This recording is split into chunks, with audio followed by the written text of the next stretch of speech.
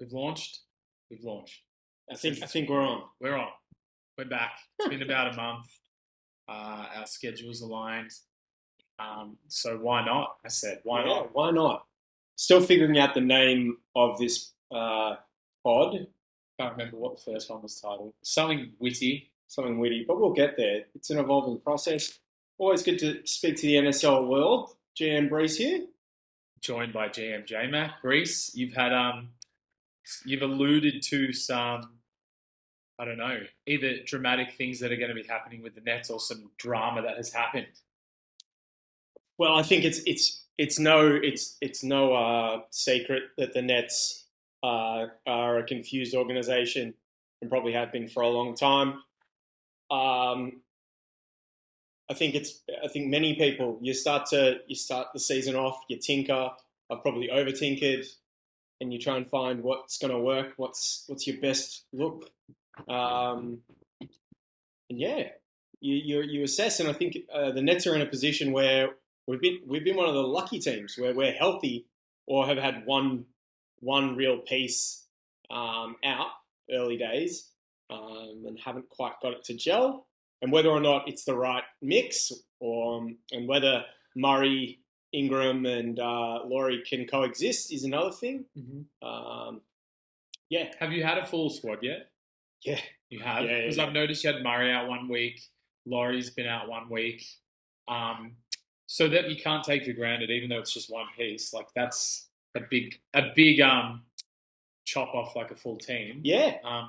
Have you got a full team? Is it healthy this week? Healthy this week. So we'll see. We'll see how it goes. Yeah. Early on, still trying to find relevance, which I think a lot of teams are. Like, I think yes. What's been very, very interesting is there has been quite a bit of a limbo, and quite a bit of 2K doing its thing, and some teams, beating other teams, and I think we had an interesting week previous where we had beat some teams that on paper you'd probably go you don't, and then others, we bottled. Yes. And some surprise teams where their mix or who their go-to guy is just has that takeover factor. So yeah, I've noticed. Look, Portland 6 and 7. We've had a pretty easy schedule, but as was noted and as I expected, we've got some frisky players. We've got enough of a mix of scorers and defenders, and Big Simsy's done well in the middle, getting rebounds, blocks, and everything like that. But I imagine our record will get worse. We've had a good schedule so far. I think this 2K has the biggest margin of pendulum swing factor. I was trying to think, how do I phrase this? Yeah. I think this is the biggest pendulum swing factor 2K we've ever had. As a team that's won a lot of games, I used to know that my team, even if I'd lost a particular player, like the pendulum swing was so low that you would still beat most teams just off of that. Whereas I think now, with the factor being higher, you see teams miss their second best player and then they're not a good team. Yeah. Like the Bulls won 4-0, I think, week 1. Week 2 had no Claxton. I don't think they won a game. No. Week 3, they get Claxton back. They win every game kind of thing. Like, and that's, we're going to see Pacers without Wemby next week. And I'm guessing that's 0-4. Yeah. Like, you can't. Yeah. The floor is so much lower when you lose a critical guy. Yeah. But then maybe this is like the parity in the NBA seems more so as well in a way. Yeah. I don't know. It feels like the middle band of the standings in the NSL now reflects more so like the NBA, whereas we've got the Wizards out leagues ahead of everybody. Yeah. But I still think at this point of the year, you would have. Oh, actually, looking at the standings, there's still 2 or 3 teams on 10 and 2. Maybe it's those bottom.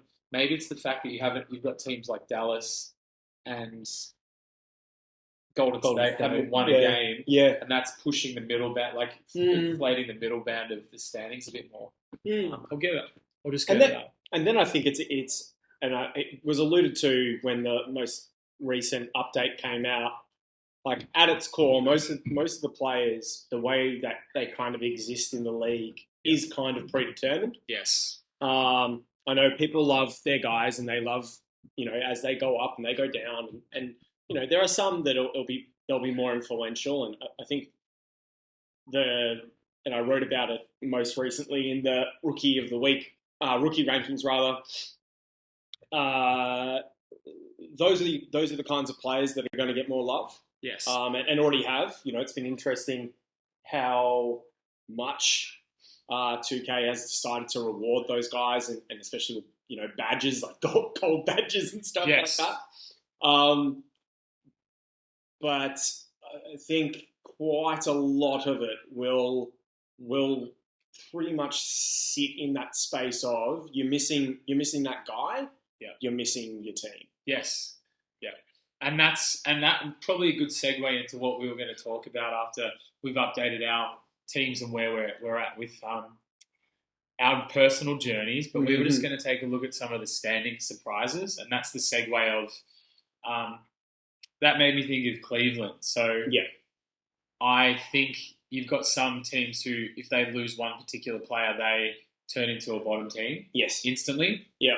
And I think you've got a team like Caps who've got 9 guys 80 plus pretty much that have a much higher floor, and they've already shown that they haven't had Herb Jones in it all yet. So they get to add him back in maybe in a week's time. And they have a really high floor to navigate injuries. Whereas you look at a team like, we talked about Indiana. Spurs come to mind. Like if Giannis is out, that's a bottom team. Well, that's already shown itself. Yes. Early days. OKC's another team. Yeah, no, exactly right. Whereas we've seen another team, Charlotte. So Charlotte, yes, questionable depth, but they have 3 elite scorers. So they've had Ja Morant out for 2 weeks. They've had DeRozan out for 1 week, and they're in 6th spot. So they've proven that depth is probably a bit overrated, maybe, and it's really good to have multiple guys who can carry a team. Yeah, and then and you look at those I think there's a few teams that you look at and you go, geez, they've got both. They've got both factors where they've got the depth and they've got those alphas. They've got those 90 pluses, or in some cases 3 of them. Yes. But yeah, the likes of a Charlotte. And, once again, going back to something that I wrote up on their previous week against the Pistons. Yeah. You bring in a guy like Ja in this engine as well, where it does reward certain types of players more so than others. Yeah, scoring you bring a guy in like that, and he instantly, in most cases, regardless of who you're playing, he makes you a 20+ point better team. Yes. And factoring in against the other team, the levelers that kind of happen. Yeah. So I took Cleveland as mine. While we're looking at the Eastern Conference, do you have any surprises? So I'm not going to specify if it's a good one or not so good. Do you have any other surprises looking at the standings there? The biggest surprise, and I think it's a big surprise in the league, is still Milwaukee. Yes. Like in the East, I think, if you're coming off the back of having won a championship and the way they won it, yes, it's a big surprise. And also thinking how good SGA was, yes, in the most recent engine. So for them to be sitting 5-7, for me, is a big surprise. I know Ethan's made a few moves, and it is a different looking Milwaukee team, but with the bones are still there. That's the thing. With the amount of change that has occurred, I don't think it's overly different to suggest that they will be sitting 10th currently. Yeah. And struggling, mind you, they've had some heavy hitters in their schedule. Yes, very heavy. So I do expect them to come good, but to sit 5-7 at the moment, probably for mine, one of the big surprises in the East. Yeah, and I guess if they win 4 out of 4 this week, you're 9-7 and things are okay again. Yeah. But we're just, as you said, we came off the Bucks who won nearly 30 games in a row, I think, to start the season. And that, I tested my team before I blew it up against the Bucks. He was the SGA of last year's 2K in our league was one of the best players I've ever seen in 2K. Totally unstoppable. So he can't control that, Yeah. but he can control what he's got. So hopefully he rights the ship. Yeah. Looking at the East, we've already mentioned, or it was mentioned on Discord, like Indy 8-4, but they've had a full clean bill of health pretty much. So if they go 0-4, then they're 8-8 and they're in the play-in spot. So just goes to show earlier on like how much movement can actually happen. Yeah, and quite a few of the teams that are in that top bracket have been persistent. Very active GMs wanting to try and force the issue a little bit. Yeah. Quite a few teams wanting to force the issue. Risk reward. You'd say at the moment the reward's paying off for quite a few of those GMs. Yeah. And yet, just got to make sure that they're healthy. If they're not healthy, then all of a sudden that pendulum swings quite hard. It does. And I haven't mentioned Philly. They've had a lot of injuries. Philly. The rest looks pretty reasonable to me. Like Toronto have had some injuries. They're better than that when they're healthy. Yeah. But the rest, like it's a really competitive conference. The rest looks okay. When I go to the East, I'll give you the first swing. Is there any surprise, good or bad, that stands out to you? Western Conference change up. Yeah, it's an interesting one. So different at the top. Yeah, obviously when you've got Houston, Utah, and OKC sitting 10 wins respectively, each of them. The interesting one for me, and I think I've probably got two. The first one is San Antonio. Yeah.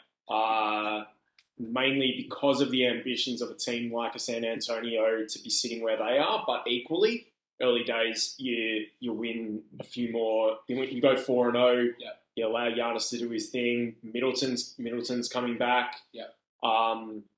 That can change quickly. But the big one for me probably is Phoenix. I think Phoenix what a fun story. I think it's Lattice is he's ridden the waves in the league, and to have made the moves that he's done and to be sitting where he is, I think that's a success story.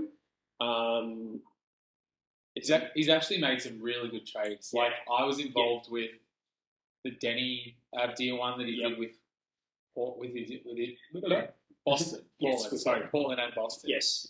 And he traded Strus and Jalen Wells, who's done well. He was like picking the 40s of this kind of stuff. Yep. For Denny. And I've got Strus, and Strus isn't back and still isn't back, and he's going to miss probably 6 weeks in the NSL. Yep.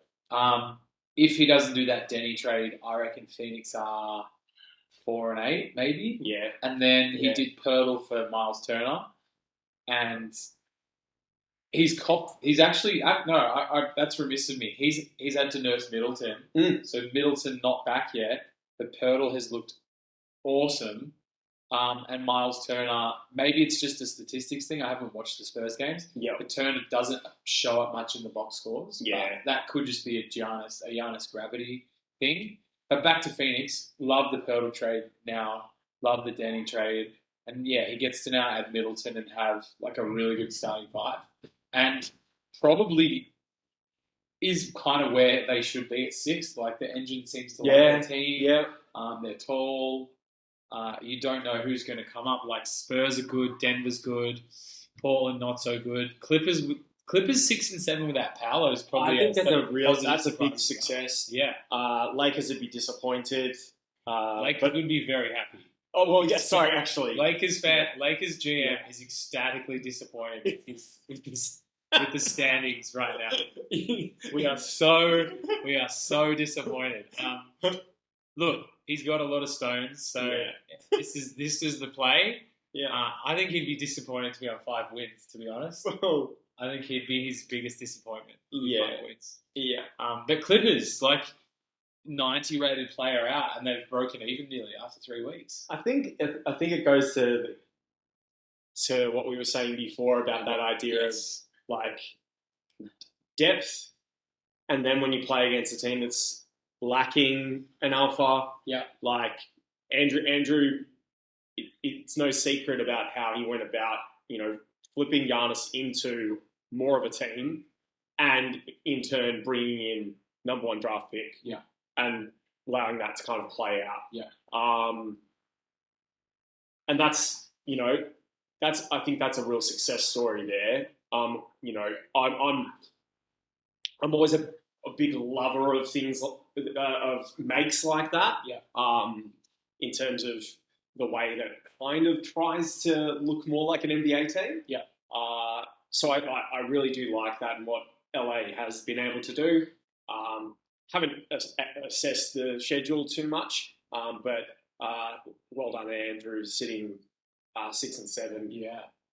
With no Paolo. It's probably the biggest win. It's probably as good of a win as Phoenix. I think so. I think that's a huge win. The only team I can see in the West who is actually disappointing would be Memphis. Everything else is kind of as you would expect, except for Clippers and Phoenix that we've touched on. Really?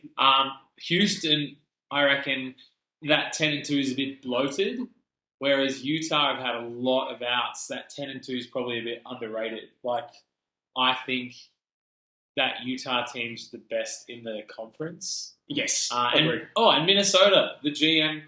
Yes. New GM. He's gotten off to a really good start. Yeah. And I didn't expect that at all. So good work. No, it's always, it's always tough coming into the league and inheriting a team that has seen success. And a team that has been, very much tipped in the win column. To come in like that, big kudos to the new GM there and the ability to maintain success. In a new engine with a new game. So I've gone to Memphis. I'm not aware of how many players they've had in or out. So they played 12 games. So looking at the stats, Jaylen Brown's missed 1 week. Mike Conley's missed 1 week. Edie's missed 1 week. Washington's missed 1 week, and that's it. Yeah. So they've had their second and third best players the whole time. Schedule. So let's just take. Yeah. I think Memphis are the most interesting question in the whole league. So they're a very interesting question. For the last few years, they've been like Western Conference Finals contenders every single year with some of the largest contracts. Yeah, so they went. The league. They were quite close to kind of the threshold of getting into the finals, and then the Aprons have come in and they've had to like backpedal really quickly. Yeah. And they did a really good job. Yes. Looking through the lens of shedding like $40 million in an off season, incredible work, huge. But then, is this the result? Like, if you're watering down, the library is open for client reading or drawing. The library is open for client reading or drawing. Thanks, KG. If you're watering down, if you're getting rid of salary, you have to be giving up something, and they've obviously been giving up a little bit of talent each time. Maybe we're overrating this, but he has lost so the 8 losses, we've got Pelicans, Pistons, Miami Heat, Lakers, Clippers, Charlotte, Minnesota, and the Rockets, and they beat the Lakers to break a 5-game losing streak. Like, I think if there's any GM who should be panicking in the league, it's Rootsy. Yeah, and especially given that you've got 3 guys. I'll go back to this. You've got 3 guys in Bam, Jaylen, and Triple J. Yeah. That you think if that they're in your team in terms of scoring power and protection, they're some of the names that you'd be throwing out there. Yes. Yeah. And in previous years, Triple J's been, potential defensive player of the year, winner. Yeah. Question marks. I think there's absolutely reason for there to be question marks. Yeah. And whether or not it's a simple fix, I know a guy like Edie, for example, looking at his numbers, they're well and truly down on the, I guess, what we'd be expecting his 2K stuff to be throwing up. Exactly. So I know that was interesting when I took a deep dive into the rookie rankings to see what he was doing there. I don't know. I like the team's okay on paper, but then 2 seasons ago, it was like, what do Memphis do to get themselves to the finals? Like they were one step away from the finals. And then you look coming into this week, they've got schedule. They've got Jalen, they've got Triple J, they've got Bam. Neesmith hasn't played a game, so he'll help when he's back. Desumu's back. Conley, Hustle. So, I mean, look at the overalls. They're not dissimilar to Cleveland. And you've got Cleveland who, in terms of the genetic makeup, I think Cleveland's got more talent, but it's not dissimilar to the makeup and the overalls. But what's happened? Like, Cleveland look incredible, and Jaylen Brown's just copying. Like, I think he's shooting 40%. Yeah. And it's interesting with 2K because I've always felt it's about the team paying a debt to 2K, and it doesn't matter who hits it and who doesn't. Like, we like to glorify the stars and glorify the rookies, but it becomes just like balancing the ledger at the end of the game. Yeah. And I don't know what it means if your best player is not playing well, but it's very unusual considering most of the good scorers in the 2K seem to be really good scorers in this season. Yeah. So that's very concerning. Rootsy's good on the control, so I think he'll be trying to figure it out. I think so. Yeah. And coming into this week, up against Denver, up against Miami. Yeah, full strength Miami though. Yeah. Denver has Nick Richards back.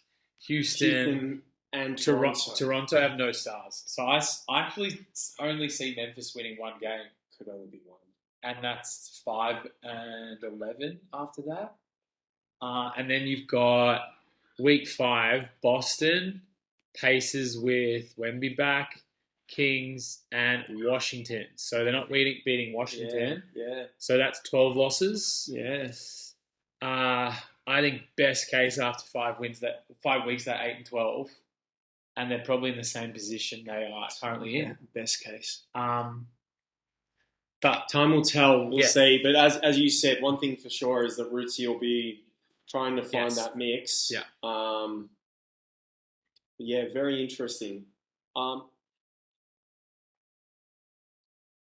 Yeah, and the changes will be interesting. I think there's some people I know that aren't simming, that don't have the game, haven't bought the game, aren't simming, and very, very content.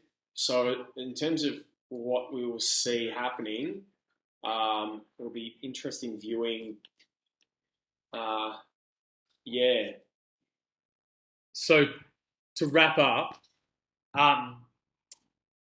we're looking at the Brooklyn Nets roster right now. This is totally off the cuff, hot take, spicy, saucy, whatever you want to say. Who's the next major piece that gets traded for Brooklyn? Don't think too hard. Spice. They want spice.